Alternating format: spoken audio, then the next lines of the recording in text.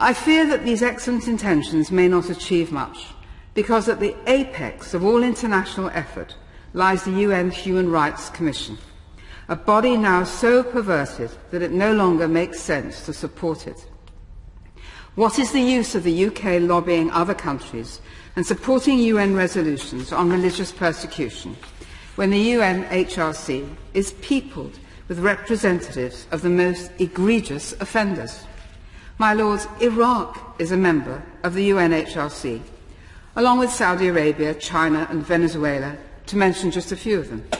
When Iraq campaigned for membership of the UNHRC, they cited in support the happy condition of the Christian minority. In China, 1.3 billion people are denied freedom of speech, assembly and religion. Tibetans are occupied and tortured. In Russia, dissidents are harassed, arrested and assassinated. Crimea is annexed and Ukraine bombarded.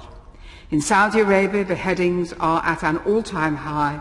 They bomb Yemeni civilians. The response of the UNHRC is largely silence and the welcoming as members of those atrocious states.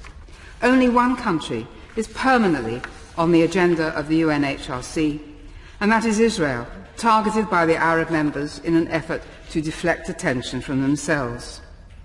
Earlier this year, our government, thankfully, became a torchbearer for the truth.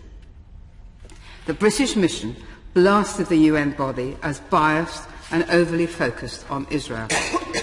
The UNHRC has breathtaking double standards and is outrageously biased against the only country in the Middle East whose Christian population has grown, namely Israel. It is time to call out the hypocrisy of the UNHRC as a preliminary to safeguarding the religious minorities of Iraq and the wider Middle East.